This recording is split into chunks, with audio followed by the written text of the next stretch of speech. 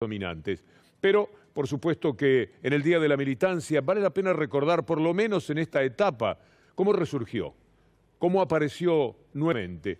Y es importante recordar un discurso de Néstor Kirchner allá por el 2004. Masa crítica que piensa, que elabora, que participa, también evita que aquellos que tenemos que ir a cumplir responsabilidades nos creamos más que lo que somos y nos olvidemos de dónde venimos y para qué venimos. Queremos nuevamente que los locales políticos sean lugares de educación, de formación, de conciencia cívica, que tiendan a consolidar una Argentina diferente. Si los militantes y los dirigentes políticos entienden que tienen que ser los que dan el primer ejemplo, yo les puedo asegurar, queridos amigos y amigas, compañeras y compañeros, que estaremos dando un salto cualitativo. Esto es tremendamente importante y tenemos que dar ese ejemplo y evitar las tentaciones.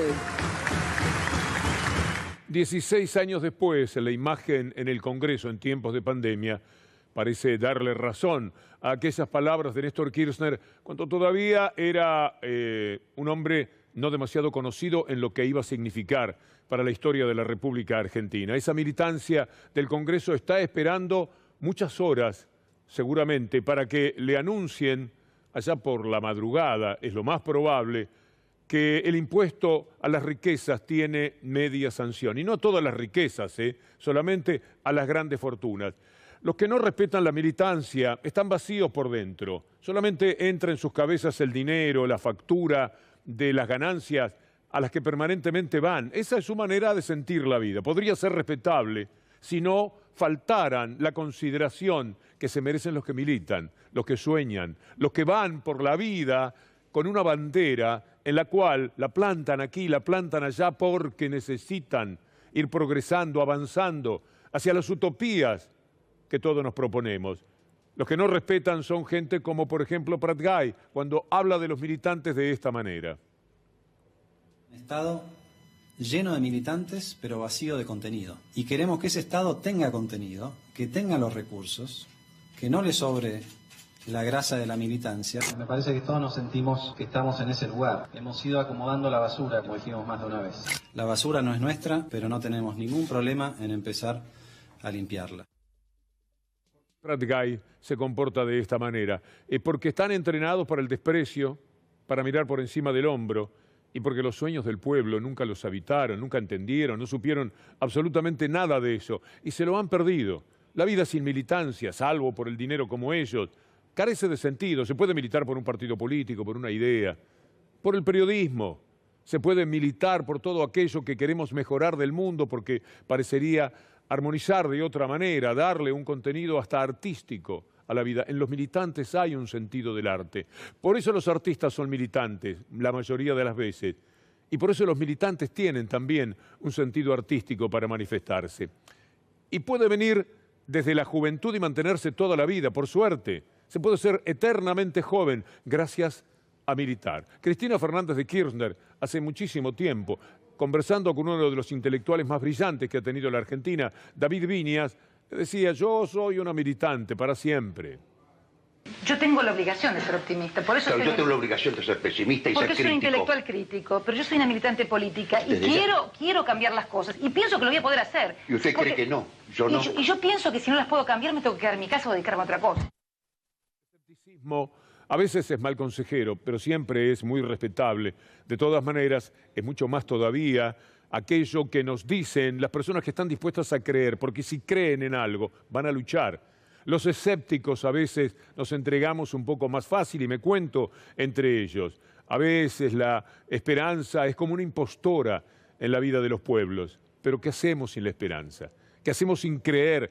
Uno mismo se reprocha. Yo recuerdo perfectamente aquel diálogo y parecía una quimera lo que decía Cristina Fernández de Kirchner. Al fin de cuentas tuvo razón.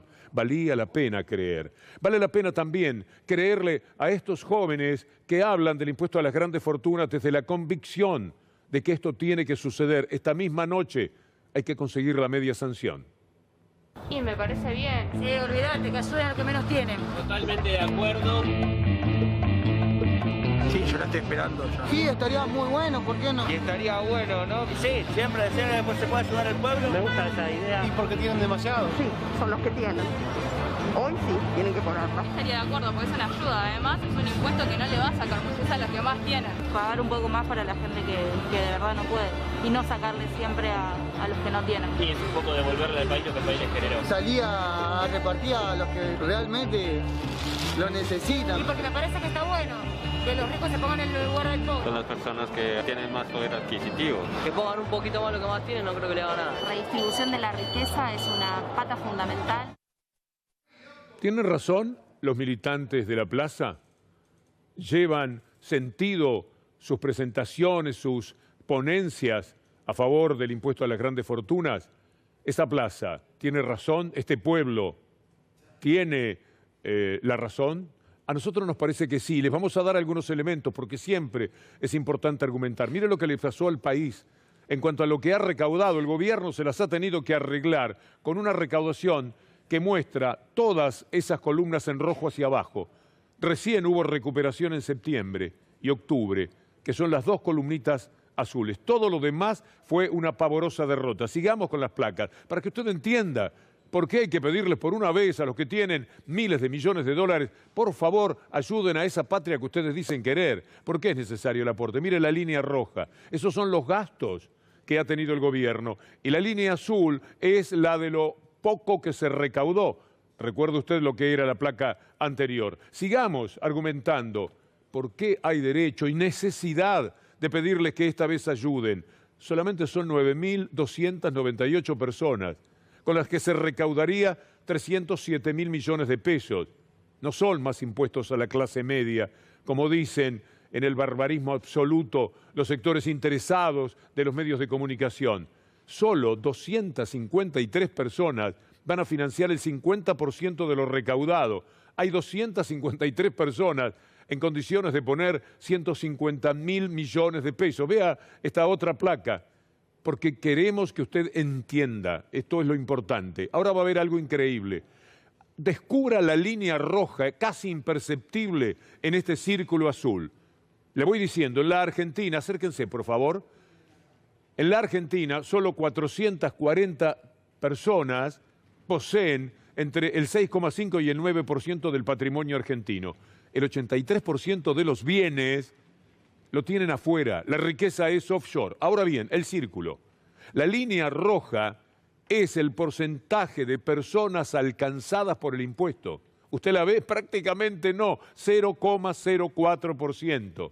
No tienen vergüenza. No tienen corazón, no tienen decoro, carecen de sensibilidad. Ya no es un problema de que no sean militantes, ya no es una cuestión de discutir con tipos como Prat Guy, que señala grasa militante, donde lo que hay son sueños, necesidades y la necesidad de crear derechos. Ya esto es una obscenidad. Mire este cuadro, cuando ellos dicen que en el mundo esto no se ve en ningún lado, todo lo que es rojo, desde cada uno de los matices, el más débil al más fuerte, habla de los impuestos. 35% es el impuesto a la renta individual en la Argentina. 40% llegan en algunos casos hasta el 55% en otros países. El muy rojo, que es Finlandia, es el 55%. Y los demás, los muy rojos, están en eso. Francia, mire, Eslovenia, los demás, España, Portugal está también entre los que mucho toma de impuestos.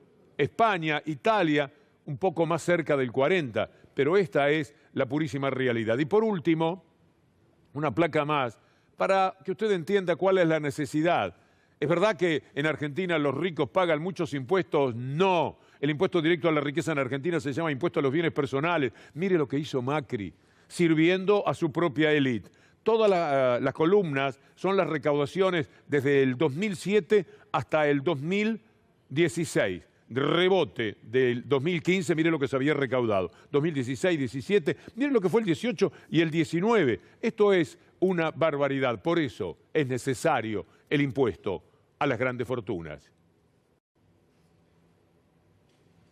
Yo pienso que vamos a poder abordar racionalmente una mejor distribución de los recursos para que no haya tan pocos privilegiados y tantos necesitados en este bendito país.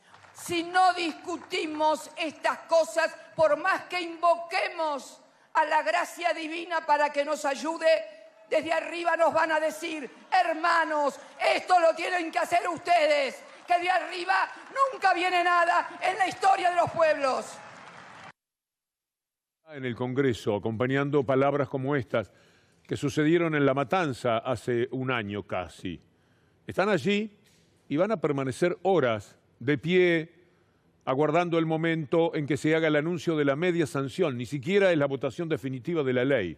Por eso es que también, seguramente, mucha gente dijo: voy a esperar a que sea el Senado, porque siempre hay como un recelo con relación a lo que el inmenso poder que tienen las élites dominantes pueden llegar a hacer. ¿Cuál será la trampa? Esta es la pregunta para la próxima semana, mientras escuchamos a Martín Guzmán. Está claro que Argentina tiene un problema importante de financiamiento. Está claro que en este momento quienes tienen la mayor posibilidad de contribuir, es razonable que eso se haga. Quienes tienen la mayor posibilidad de contribuir, es razonable que eso se haga. Nos mienten. ¿Con qué altísimo grado de impunidad? Lo que es el poder. No tiemblan ante nada. Se plantan frente a las cámaras de televisión y dicen lo que ellos saben que es mentira. No pueden no saberlo porque es gente generalmente informada. Conocen lo que ocurre en el mundo, pero como ellos creen, y no les falta razón lamentablemente, que esos medios concentrados le hablan siempre a una mayor porción de telespectadores o de lectores, se permiten la mentira, la creación de una falacia por encima de una auténtica verdad. Lo digo por esto. ¿Qué tipo de medida le parece que es esta que están llevando adelante? Yo diría los sectores más radicalizados del cristianismo. Yo creo que no hay ningún ejemplo de ningún país que se le ocurra que es una buena idea. ¿En qué otras partes del mundo se pensó esto en esta época de pandemia? En ningún lugar del mundo en serio se está pensando en subir impuestos, como es el caso de Argentina. Es una cosa ridícula. Es un disparate más propio de la demagogia. No existe en ningún lugar del mundo. La idea de aumentar impuestos nos parece una mala idea. Es contrario a lo que se está haciendo acá y en el mundo entero. La pregunta es si se trata de ignorancia o de complicidad o de simple servilismo. Lo más probable es esto último también, porque insisto, tanta ignorancia no puede haber. Se leen entre ellos, se escuchan entre ellos. Puede ser que eso les provoque un daño a lo que tenemos la responsabilidad de conocer en esta profesión. Pero en líneas generales se trata de esa pertenencia a la derecha. La derecha tiene los beneficios económicos, los beneficios de la pertenencia, los contactos. No se puede casi vivir sin la derecha cuando uno quiere hacer algún tipo de carrera más o menos importante. Por eso se portan así, porque de otra manera, como no recibieron estas noticias, no leen los mismos diarios que nosotros, lo que ahora mismo le presentamos. Dos de ellos tienen amigos o conocidos que tienen más de 2 millones de euros en el banco o ganan más de 600.000 euros. Estamos hablando de un 1% de la población española que tiene que contribuir al desarrollo económico de nuestro país. Que é a questão da taxação das grandes fortunas, que são aqueles que estão no topo da pirâmide, são os bilionários que podem contribuir efetivamente para minimizar o sofrimento do povo brasileiro. Все выплаты доходов в виде процентов и дивидендов, уходящие из России за рубеж в офшорные юрисдикции, должны облагаться адекватным налогом. En Italia lo presentó el oficialismo. En el Reino Unido es la oposición la que está reclamando que haya un pago extraordinario de las grandes fortunas. En Suiza la oposición también lo reclama. Es contrario. Bueno, pasamos otra vez a la gente en el Congreso. Estaba pidiéndole a mis compañeros verlos de nuevo, porque ¿sabe quiénes podrían estar ahí? Algunos de los ricos más famosos del mundo. Gente que se da cuenta que Joker, la película, no es un invento, que estamos en peligro, porque hay gente que se va a enojar mucho, ya están enojados. Y como la única posibilidad que va quedando es la revolución individual, la que cada uno encara, pistola en mano, huyendo, robando, haciendo lo que se pueda para sobrevivir, el mundo se va a poner cada vez más difícil. Alguna vez no bastará con esconderse detrás de los altísimos muros, en los barrios privados, porque hay que salir de vez en cuando. Y está feo el mundo afuera, porque ellos lo han hecho así, y no por la pobreza. América Latina es la región más desigual de la Tierra. No la más pobre, es África. pero sí la más desigual. Es demasiado lo ostentoso, lo que se muestra que se tiene, lo que le pegamos a la gente, cada aviso de televisión, el mejor auto, el mejor perfume, las mejores joyas, y mientras tanto la gente se está muriendo de hambre y tiene que ir de la mano con sus chicos a los comedores, se nos va la mano. Es impracticable un mundo así, no se puede sobrellevar. También por ese lado, hasta el de la conveniencia tendrían que entenderlo. Por eso Bill Gates podría estar, Bill Gates, ahí, parado frente al Congreso, esperando que salga la media sanción. Y la sobrina nieta de Disney también podría estar ahí. Y muchos millonarios que se llaman patrióticos y que en este caso podrían tener un poco de razón en los Estados Unidos. I think you can make the tax system take a much higher portion from people with great wealth. We need a wealth tax, a 1% or 2% wealth tax that would generate so much value in this economy, given how much wealth is concentrated, and is sitting there not moving through the economy in ways that it really should, and certainly not supporting a valuing of work over ownership. BBC News dice, los ultra ricos que piden a sus gobiernos pagar más impuestos por la crisis del coronavirus. Los ultra ricos toman conciencia que se les va un poco la mano. No todos pueden esconderse permanentemente. Me da la sensación que también hay que respetar un poco, ya no solamente sensibilidad, piedad, comprensión de que algo algún día los puede castigar. No le tienen miedo a nada, pero no obstante pueden tener esa manera de pensar el mundo como esos ultra ricos o como Bill Gates o como la sobrina nieta de Disney. Berko, vamos a explicar un poco mejor todavía este tema del impuesto y el porqué. Actividad económica antes y después de la corona crisis. Toda la recuperación del primer kirchnerismo se ameseta a partir de 2011 hasta 2015, se mantiene más o menos en el mismo lugar. Después de eso se produce un aumento allá por 2015 de la actividad económica, una caída fuerte con la devaluación inicial de Macri a principios de 2016 y una recuperación en 2017 y hasta la crisis de 2018 que más o menos lo deja empatado a Macri. Después empieza la macrisis. Ahí, en 2018, el desplome es muy notorio. Y fíjate lo que es la caída subsiguiente. Eso nos retrotrae a 20 años atrás. Al mundo le pasa igual, ¿eh? ¿Sabés por qué es más urgente que colaboren los ricos? Por la situación de los chicos. La pobreza infantil ya había aumentado por encima del 50% al final de la era Macri. Y fíjate la disparada que proyectan para la primera mitad de 2020 al 60,2% y después para la segunda mitad del 2020 al casi el 63%. Si el hecho de que 1,5 millones de chicos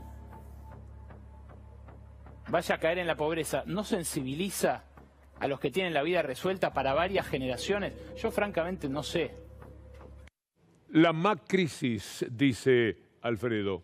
Me parece que es importante que consideremos también que la pandemia es a continuación del gobierno neoliberal. Esos son los responsables de una enorme caída de la economía, del aumento de la desigualdad, del índice Gini y todo aquello que mide, de la caída de la clase media, que se había recuperado y duplicado antes del 2015, dicho por el Banco Mundial, no dicho por los gobiernos de entonces. Y son tan pero tan responsables que tendrían que asumir que en esa época de la macrisis es cuando ellos más ganaron. En estos momentos todavía llevan 3 días repartiéndose la plata a los de Clarín. 430 millones de dólares solamente por Telecom. Piensen todos los otros negocios. Y ahí están, con 430 millones de dólares. Son los grandes ganadores permanentemente y, por supuesto, los grandes hacedores de la crítica que merece este impuesto. No tienen vergüenza, ni piedad, ni nada. No tienen corazón. Son el diablo mismo. Mire, hay una carta que los senadores del gobierno le mandaron al Fondo Monetario Internacional. Y ahí le dicen, mire Cristalina, ustedes han hecho las cosas muy mal, usted no estaba, bueno, no importa, usted es el fondo ahora, es la presidenta del fondo. Por todo lo antedicho y ante las nuevas negociaciones solicitamos se abstengan de exigir o condicionar las políticas económicas. Esta frase no me gustó, se abstengan de exigir, que exijan siquiera y que exijan y que el gobierno esté bien plantado. a lo que hay que decirles es, miren que el gobierno, Martín Guzmán, Alberto Fernández, lo que sean, están bien plantados. Y proponemos reconsideración de los intereses desde ya, periodo de espera para comenzar los pagos en el 2025, por supuesto. Se va a hacer esta negociación con el Fondo Monetario Internacional. No tienen demasiado camino. Ahora, cuando apareció esta carta, ¿saben quién estaba enojadísimo? Mauricio Macri. Bien decía anoche, o antes de anoche, Gustavo Silvestre. Puesto en víctima, o no es ninguna novedad, como siempre. Se puso en víctima y ¿qué dijo en un Zoom de las últimas horas? No podemos dejar pasar el relato. ¿Quién habla de relato? Gran caradura. No podemos dejar pasar el relato que intentan instalar. Hay mucha gente que cree que hicimos eso para fugar capitales. A la larga nos pega a todos. Y sí, se la fumaron. Sí, lamentablemente la expresión desapareció, no está. La plata del Fondo Monetario Internacional, ¿dónde está? Y el fondo sabe. El fondo traicionó sus propios artículos. El fondo recibió órdenes de Donald Trump. Lo ha dicho el asesor principal para América Latina, que ahora es el presidente del Banco Interamericano de Desarrollo. No lo pueden ocultar. Y lo hizo Trump porque quería geopolíticamente mantener a la derecha en el poder en la Argentina. Por eso a él sí le simpatiza a Bolsonaro, por ejemplo. Y desde ya que Mauricio Macri. Entonces, a ese enojo por lo que se dice al Fondo Monetario Internacional, convengamos en lo siguiente, el propio FMI sabe lo que hizo. El 20 de octubre, como en otras fechas de este año y también del año pasado, ya fue tomando conciencia, dura autocrítica del FMI por el préstamo a Macri. Ellos mismos lo están diciendo, porque son conscientes de que las hicieron todas. Este sábado, aquí en C5N y en todo el país, por distintas redes, se va a estrenar la película Vicentín, que fue el corolario de toda la brutal estafa del gobierno neoliberal a cargo de Mauricio Macri y de los que ahora están contando plata de Telecom y de aquellos que lo primero que hicieron en la pandemia fue echar gente de sus trabajos, o la de estos estafadores de Vicentín, que se llevaron nada más que del Banco Nación con la anuencia, la aquiescencia de Mauricio Macri, 18.000 millones de pesos y otros 5.000 millones de otros bancos siempre del Estado, 23.000 millones de pesos, 350 millones de dólares. Saque la cuenta de lo que es ahora 350 millones de dólares. Veamos una partecita, le damos a probar de la película que se estrena el próximo sábado, dirigida por Joaquín Polo, producida por Pepe Albistur, aquí en C5N. La relación con el macrismo fue muy estrecha directamente con el presidente de la Nación. ¿Qué hacía el presidente de la Nación? Levantaba el teléfono y le decía a González Fraga, presidente del Banco Nación, canilla libre en los créditos para Vicentín. Este mecanismo era, vos me das un favor, Vicentín, el favor es colocar dinero para la campaña y yo te voy a premiar facilitándote la obtención de los créditos que me estás solicitando. Vicentín, de gran empresa a gran estafa. Es esa militancia que tenemos ahora en la plaza frente al Congreso, hoy por el impuesto a las grandes fortunas.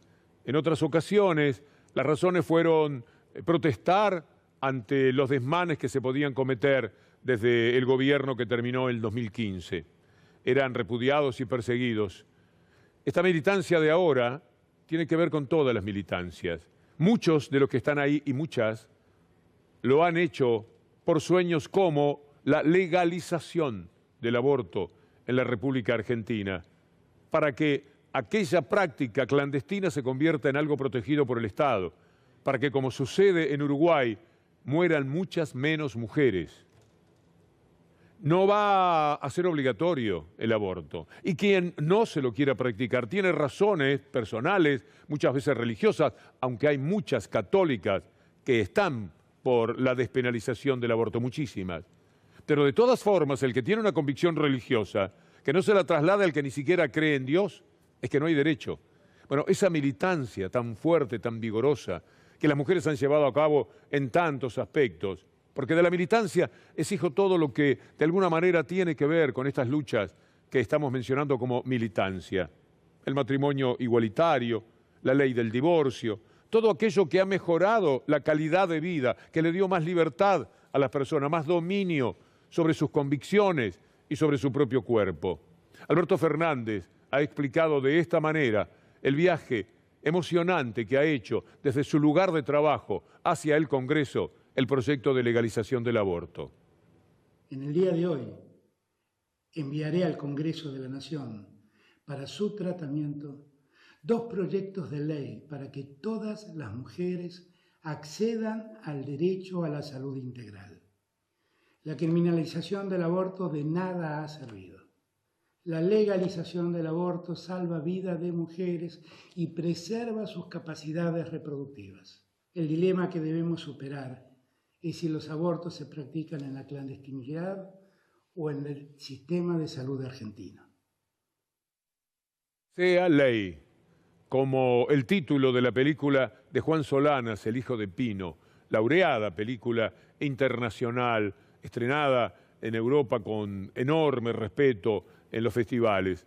Aquí está un pequeño acompañamiento para todas estas ideas de la película que tiene el título de nuestra pantalla, Que sea ley. La muchacha hoy, adolescente, sabe que con ella no pondrán. Ella será un testimonio vivo de esa resistencia y que finalmente coagula en esta posibilidad de decidir libremente sobre sus propios cuerpos. Es el momento de que recuperemos ese control sobre nuestro propio cuerpo y que sea en libertad. ¡Aborto legal ya! Esta es una ley que se gana en la calle.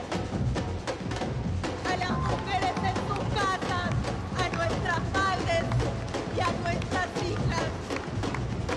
Que el aborto sea legal, seguro y gratuito. Que sea ley. Que sea ley. Que sea ley. Que sea ley. Peliculón, además, porque a veces los buenos principios llevan a realizaciones que se convierten en una manera de expresar lo que sentimos, pero no una manera artística. Esta película está, bueno, digna del apellido Solanas, lo que ha hecho Juan.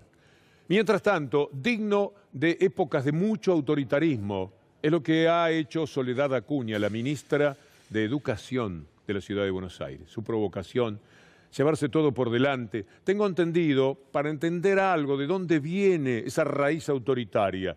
Esa se formó en Bariloche, en el colegio del que era dueño Priebke. ¿Se acuerdan? El de las fosas ardeatinas, aquel hombre que llevaron a Italia y lo condenaron a cárcel perpetua, murió a los 100 años.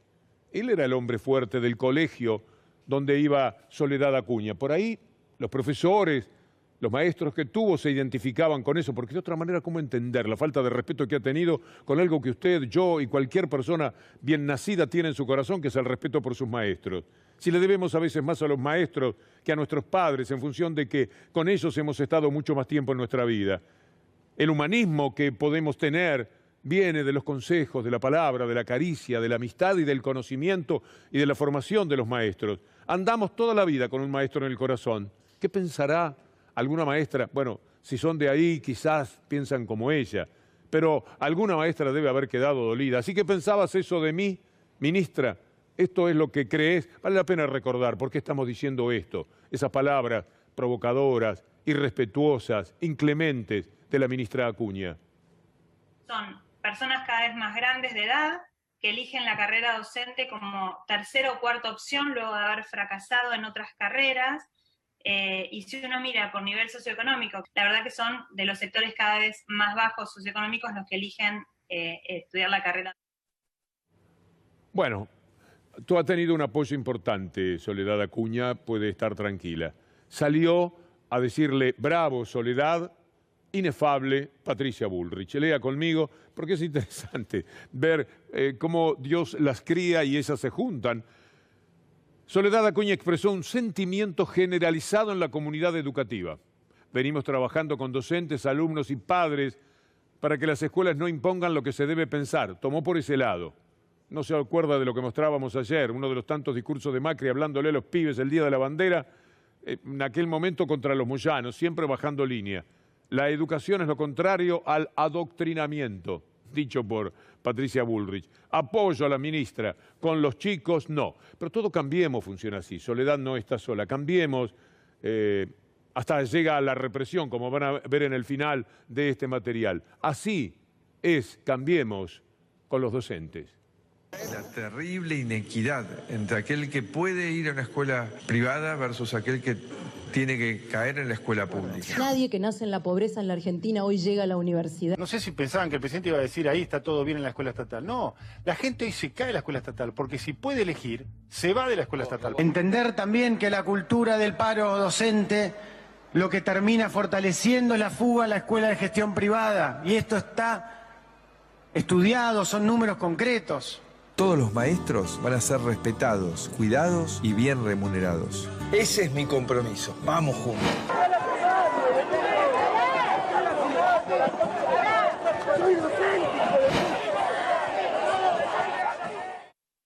Minutos finales del diario con Pablo Dugan. Yo les agradezco, como siempre, a Julián Capazo, a Anabela Sánchez, a Leandro Gabriele, y los invito para mañana, si Dios quiere. Gracias. Gracias, Víctor Hugo. Y nos vamos al Congreso de la Nación, a las afueras, a la plaza. Allí está Mauricio Polchi. Mauricio, ¿cómo va? ¿Cómo estás, Pablo? Buenas tardes. Un clima, un ambiente muy festivo afuera del Congreso de la Nación. Te cuento que acá se emitió el discurso que dio el presidente de la Nación, Alberto Fernández. Luego se entonó, se cantaron las estrofas del himno de la Nación y ahora, como ustedes están observando, la militancia en su día se concentra afuera del Parlamento, mientras en el interior, en la Cámara Baja,